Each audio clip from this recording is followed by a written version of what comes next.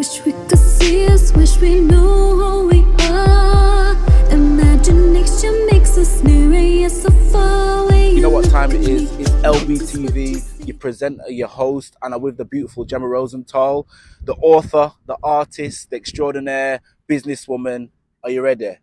For me, it's an absolutely amazing opportunity to speak to her, really get into the depths of what she likes to do, a kind of upbringing and a background with her creative self.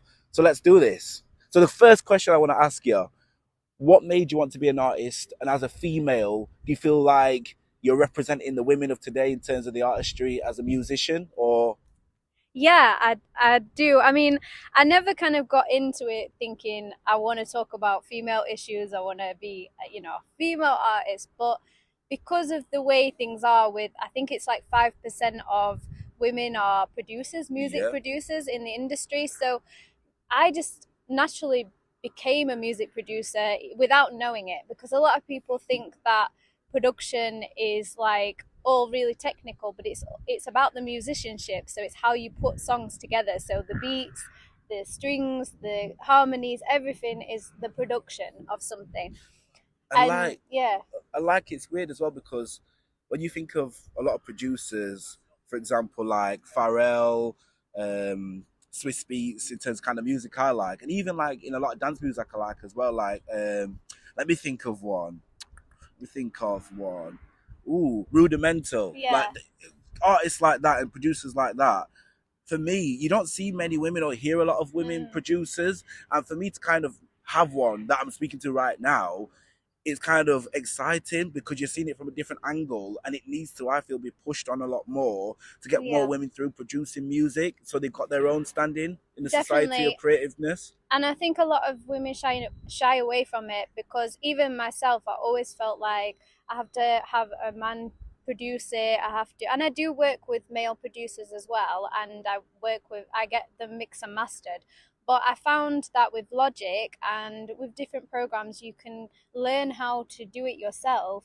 And that really empowered me, because it meant that I could just get my keyboard out, start making some beats, and just record it. And I've done this since I was a child, because I used to have this little box. So I just did it naturally. And some of the ones I used to listen to were like Destiny's Child. There was a song called Through With Love. And I used to go like, because it started off like dum, dum, dum, and then da da da da da da, and I just heard it, listened to it, and then I copied it. And then the other one I did was J-Lo's, the one with Nas that she did. I can't remember the song now, but there's one. Do you know what I mean? You know, it's funny as well, because like that one I tried out as well. Because that kind of when I'm gonna be alright. That was say couldn't do it, but I did it. That's telling everybody that I was. Oh my god, that's proper way. That's one of the. That was when I was younger. So this is what I'm saying. I always did production. And it was just something that I learned by myself by listening to other music and then trying it out on this little box and my keyboard. And do you think like a lot of it's a fear of not being recognized, a fear of having to kind of pit yourself against the male producers, and also kind of the technology? Because I've looked at Logic, and even way back Fruity Loops. Oh my god! I thought, how can you even have the time, the patience to produce? But I'm guessing if you've got a passion for something, and also being a female as well, you'll really want to kind of tap into it and use those skills you have and natural talent. So this is why it's taken me so long to put out my music, because I didn't understand the technology side of it. And I didn't even have the proper laptop with the I remember I tried to get Cubase and then it didn't work. I tried to work with other studios, and often it was like my songs would not get made, or I'd do songs for other people, and it's been a really difficult road. But that's where the author thing comes in, because I actually got some opportunities come up. I always wanted to write anyway, and write my story and share about my mental health and how this journey has affected my mental health. And 3 women's anthologies, which I'm in doing chapters. So I'm a co-author, but 2 of them are bestsellers on Amazon. And basically they asked me to write my story, my journey. And I just felt really honoured to be given that opportunity to share my story, and all these other women as well sharing their stories. And it's not just in production that it has an effect on on women, we often feel we can't be in those spaces Yeah. where there might be a lot of men, and it might feel intimidating. And it's not because we can't do it, it's not because we are not good enough, it's because I suppose just sometimes the way it's gone about, maybe it feels like, you know, that I think like a barrier. there's a barrier of Yeah. like, so for example, at one of the studios, I remember just feeling so nervous to even share that I wrote my own songs, and like, can I record now? And there was Yeah. all these guys recording, and it was like there was another girl singer as well, but she didn't even record her. She had a beautiful voice, but it was all kind of like, I suppose that all the guys were just like, right, we're going to record, and they're doing rapping and everything, and it's like, and then for me, it's just like I've got these really, you know, vulnerable songs where I'm singing about my heart and soul, and I'm just like, oh, do I share it, you know? And I think like these days, a lot of women are naturally more emotive, Yeah. and the real emotive songs are the ones that genuinely sell better. Yeah. For example, Adele. Yeah. She don't have to make 2 albums a year. She can do 1 a year or one every 3 years, and still the quality is there. And for me, when it comes to music, it's about quality over quantity. Yeah. And that's why sometimes I resonate a lot with a lot of female artists. You mentioned Beyonce, Adele, and even up and coming ones that have got that kind of sincerity and the kind of writing styles that they're really telling a story. Yeah. And I can see from you, you've got that kind of eclecticness about you, that you like to tell a story, and coupling that with your reading and your writing, as well as your musician and artistry in terms of the music you put out, how you direct them, which we'll come on to. You've kind of got the remedy for success. And dance as well, because you know, I was always inspired, because I mentioned J-Lo and Beyonce, and I was always inspired by the movement and the dance as well, to tell a story through movement and dance. And a lot of the time women get kind of judged of like, oh, it's too sexualized, or like, you know, and actually it's about freedom of the body, and it's about being happy within yourself. And I do realize that it can get commercialized and used in the wrong way sometimes, but at the same time it's also about freedom of expression. And I'm guessing like with that as well, you like to express yourself, because there's one thing I wouldn't say I hate, but when I listen to music or I listen to an artist, I like a full package. So when I see somebody going and proper really going for it, as well as the vocal ability, it draws you in. And the visualization of watching a music video, also listening to them sing as well, and even on tour. Like, I watched the Super Bowl recently, and Rihanna was performing, and to see her how many months pregnant, plus being able to hold those vocals and to do a routine, there's a lot of women that are very talented and are very gifted naturally. And I think even with that, she should have got a lot more recognition than she got. You know what I mean? And I think as female artists, also that I've got the other kind of directives of writers, dancers, there's a full package there. And I think a lot of women need to kind of step out, and there should be a lot more support for women. When they come into the studio, they feel a lot more comfortable. And when they're out and about and trying to sell their music or plug their music, they don't feel like they have to be kind of withdrawn in terms of stepping out and showing what they've got. You know what I mean? Yeah, and I think it takes, you know, in this kind of environment, it does take the more, I guess, like, courageous, fiery women to be like, I'm going to do it. But you shouldn't have to be like that. You shouldn't, you know, if you are a more sensitive soul, if you've got a more gentle way of doing things. I was actually reading Julie Andrews' autobiography. Oh, wow. And she told the story about how Walt Disney saw her for a show, and then he got her to do Mary Poppins, but she was pregnant. She was pregnant at the time. Before the film. So I'm going way back. You mean the original Mary Poppins? I mean the original film, Mary Poppins. She's Mary Poppins. And Disney saw her and he said, wow, we want you as Mary Poppins. But she said, I can't, I'm pregnant. He said, we'll wait.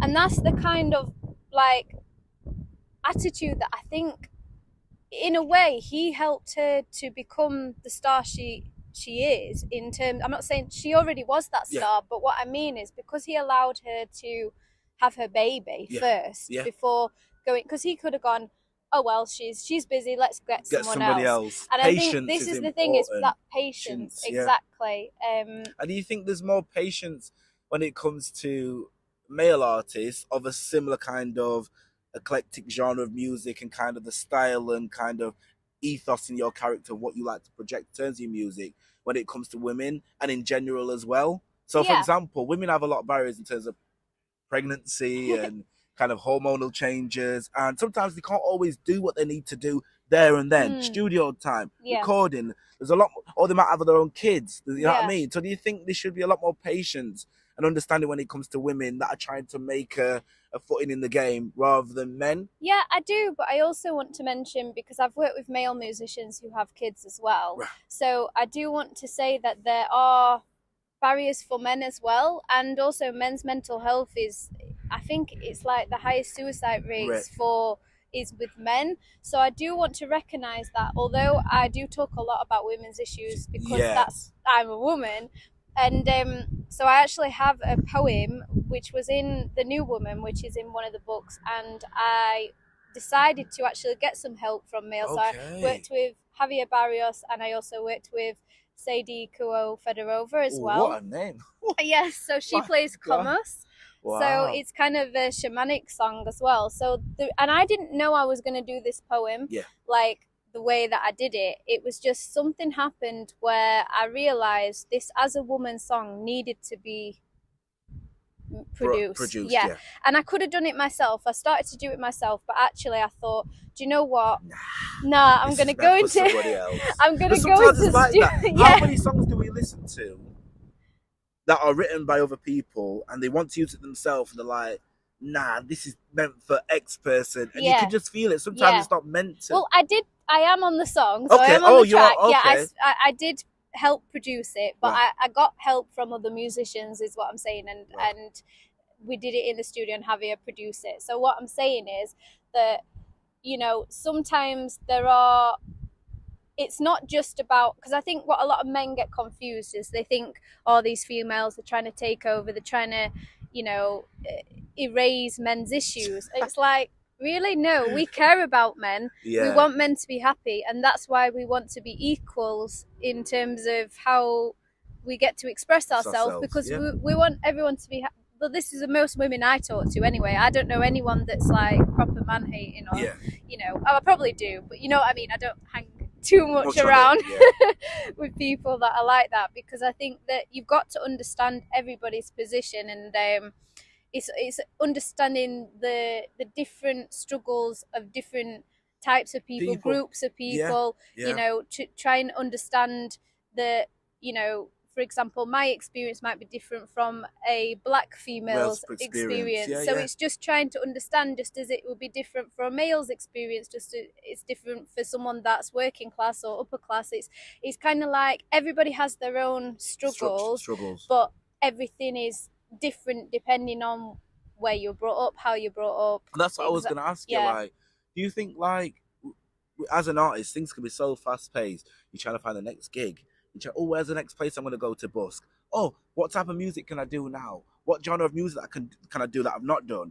And for me, like, do you think, like, living in the North and comparing kind of different other geographical areas, like the South, in the North, we're kind of a bit behind in terms of how music's moving forward, the opportunities? Because for me, like, I've been down South sometimes, and for me, it's moving so much quicker. There's so many more opportunities. Your radio stations, one extra, for example. And I think up north, it's like we're so behind, and I feel like I wish I could just like have something where I could just shapeshift and bring everyone together more collective, where the North, South, and just have more opportunities where more radio stations, more social networking events, and more events where women could be at the forefront to showcase their musical talent, their artistry, and just kind of put more women on a footing where they feel more on the level playing field to men. And I know some women were like, well, I'm going to do my own thing anyway, and I need that. Yeah, it's not like, we don't want to always be just in the shadows by yourself doing everything, you know, we need collaboration. But I think there is, to your point about the North and South, so I trained in London. I went to 𝐕𝒂𝐿 Academy, which is in London. You got no excuse now, eh? I take that back. So I do have experience of London. I moved back to Sheffield because of my mental health, so I came home. Could be a struggle and I think there are opportunities in Sheffield. There are opportunities in the north. It's about, and there is a swell of growing musical talent actually from, there's so many artists up here. I'm just about to sing with 𝐉𝒂𝒂𝒍𝒊𝒔𝒕 and Sarah J Hawley, who I've was heard of in them. Massive Attack. Okay, yeah. So her song woke up Neo in the Matrix. So I'm going to be dancing for her on at Pax in the Park. When's this? Pax in the... Oh, it's Sunday the 23rd. Where's that? Whereabouts? So I think it's in Heeley, Oh man, I'm there. Yeah. So Wow. it's Is that a festival? Yeah. Oh, bloody hell. So it's kind of like recognize it. So she put on some events for women. Both of those names I mentioned, 𝐉𝒂𝒂𝒍𝒊 and Sarah J. Both of them have put on performances where it's female led, Yes. and encouraging female musicians to come and perform. But it's not like exclusive. We've also worked with men as well. So I think it's about there is opportunities, but it's also about growing those opportunities. So it's not just taking what you're given, meaning like you have to create your own opportunities. So one of the things that I remember having a conversation with Emma, and we were like, we need more performances with female artists driven.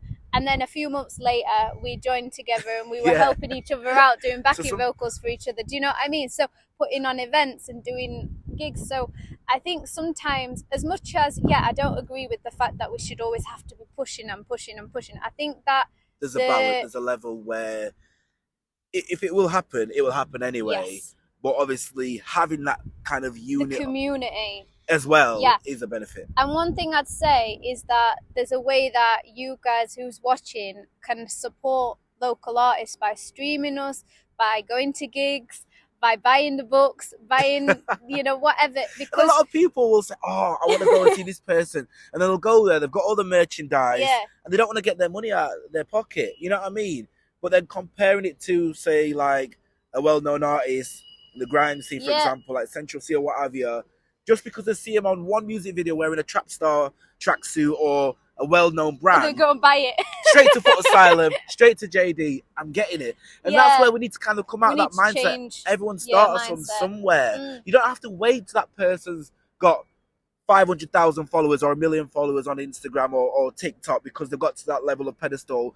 Follow them from the beginning. If you like them, you're willing to listen to them, go to their concert, upgrade it, buy one of their hats, buy one of their t-shirts, because at the end of the day, everyone has to start somewhere. You know what I mean? And obviously females will naturally gravitate to females because it's that natural kind of motherly kind of vibe and sister vibe. So the support has to be at a level where it's not just talking about support, it's about going to the concert, doing it and really locking in. You know what I mean? Exactly. Was that what you'd say? Yeah, absolutely. It's about supporting the best you can, because also if you think about it, if you're supporting a local artist, that's your community, that's your, the people that are around you. And really, back in the day, music was about coming together and joining as a community. And I think when we sort of idolize certain artists, and I know we've mentioned a few, and we can be inspired by these artists, but with 80,000, 90,000 sellout tours, making millions and millions when they've already got money.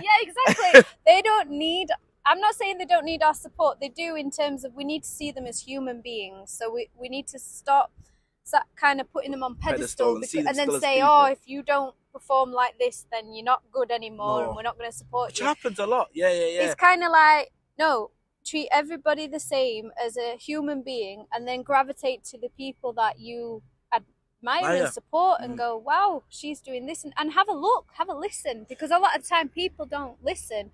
And this is actually a song, another poem I did called I Will Listen, and the importance of actually listening.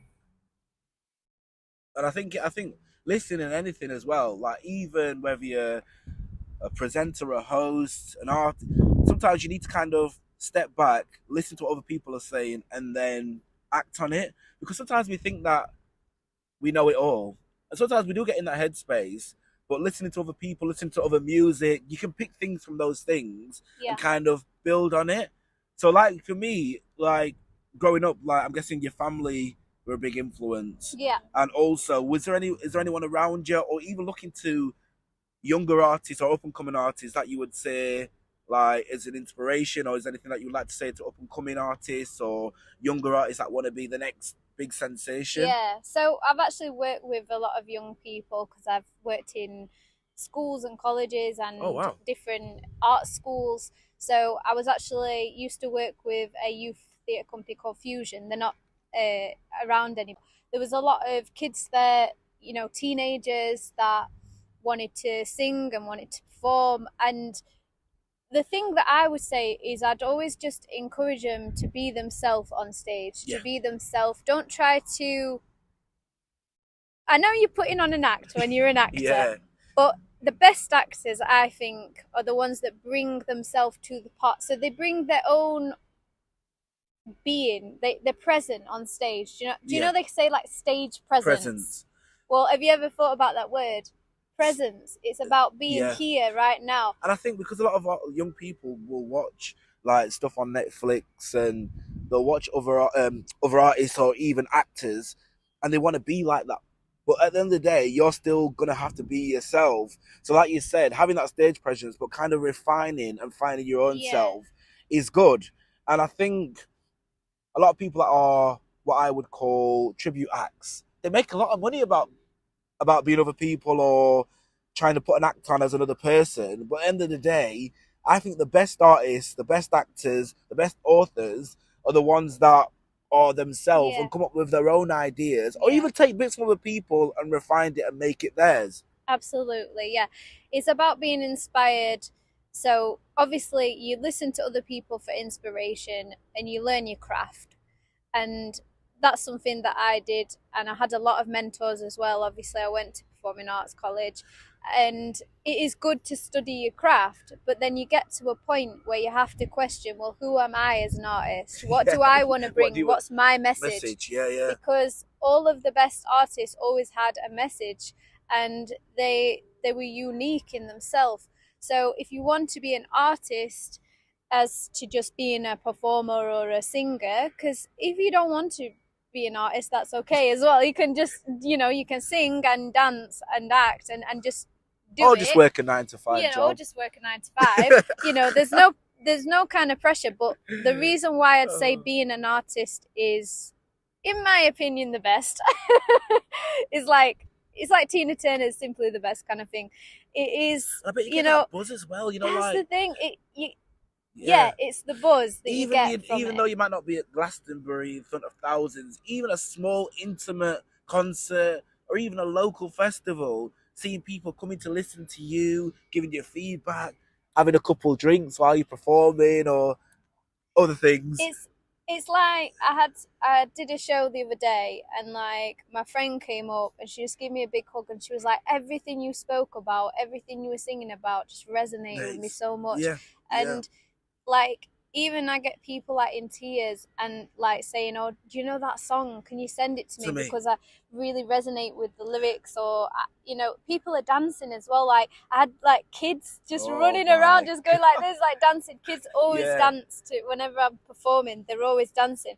And I remember one time I had this show. I'm gonna say this bad time. And the audience were dead. They didn't. They were just like this. I guess sometimes, even though you're a positive person, I bet you felt like, I'm coming to perform. Yeah, you're giving your all. The least you can do is give us a clap. And I bet you're thinking, is it me? What am I doing wrong? Do I sound bad? Yeah. And you just want everyone to be vibing. Exactly. And I'm sure sometimes that's why people don't have the confidence to do that. Yeah. Because they feel they're going to get a negative. This is the thing. This is the fear. But once you actually go through that door and you actually have a show where it's like that, I remember these kids came up to me afterwards and they said, you've got the best songs ever. And I was like, wow. Oh, so even though the rest of the audience ignored me, it was like them few kids, one of them came up and said like the best compliment they could have given me about my songs, not just my singing, but my songs. So, and then the next show I did was at, what's the boxing place? There's a local, 𝐷𝐻𝐿. 𝐷𝐻𝐿, Manor. Yeah. Oh, that's near me, that. Yeah, so I performed there and they were excellent. What was that at? It was just an event that they had there. I can't remember what it was called, but basically I did the song Fighter by Christina Aguilera because I thought, well, you know, it's matching the theme. And I did my own songs as well. And the reception there was much more, you know, energetic, a bit more positive. Lively. They wanted me to go up again, but I actually said no because like the main act had been on, and they said, "Do you want to go on again?" Like, well, I'll just give it to them for now. And I like that. And like I said, it really gets my goat where everyone's always listening to well-established artists, and it's like it won't take them a minute to be like up and dancing and vibing and doing whatever style of dance. But then when it comes to an unsigned artist or an independent artist that's not well known, it's like you literally have to slap him into it to get into gear and be focused and trying to engage. And it shouldn't be like that. It shouldn't be like that. But at the same time, I think for anyone out there that is an artist who feels frustrated, like you said, like, you know, even if you're doing YouTube videos, you know, I do YouTube videos as well. You want people to watch it. You want people to listen. You want people to engage. Oh, God, how many views? Exactly. Do they really like it? Yeah. Or are they just a bit jealous that I'm doing this? That's why they're not really engaging. And I think for me, like, and yourself, like, coming to an end with this topic and this amazing conversation, I think money, it shouldn't be all about money. If you've got a passion for something, you should be able to set off your plot of kind of the journey and just see how it goes. And eventually, if you put the work in, you've got the right connections, networking events, connecting with people on socials, people will kind of see how dedicated you are, the focus that you've got, your inspiration, and your doors will open. You know what I mean? And if you're a quadruple threat or a triple threat like you are, you've not just got one or two avenues, you've got 3, 4, and 5. So if one don't work or two don't work, you've still got 3, try another. But I like the fact that I've only just met you recently, but I can tell that you enjoy what you do. It's not all about money for you. And you're going on a path, you're meeting people. And for me, I maybe would have never even spoken to someone like you in a day-to-day or in a general way of life for me. But the fact that I've met you, I've connected with you, you told me your story, I know about all your different kind of things in your creative world that you do. And as a woman, you're a representative for the women. You want to connect with more women and get people to kind of know about what you do and your music. I just want you to kind of plug your socials now to kind of wrap up. Because we've got to get out of here. So make sure you check out my music. So it's Jemma Rosenthal, Jemma with a J. It's going to, I'm guessing the links will be underneath.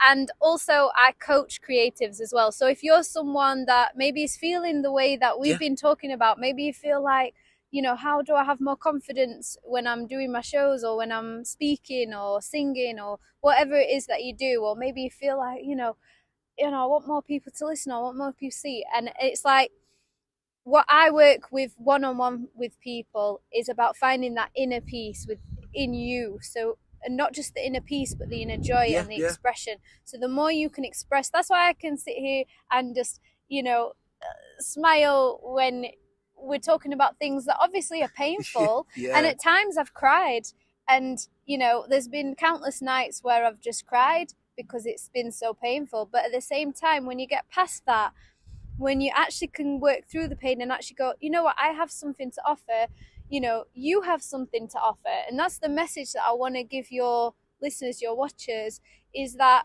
you are a creative being if you're born of creation, right? You will have something. It doesn't have to be a song or a YouTube channel, but listen to that spark within you. Listen to what you want to do. And I like that as well. Like, we are coming to the end, but there's just so much more I wish I could talk about.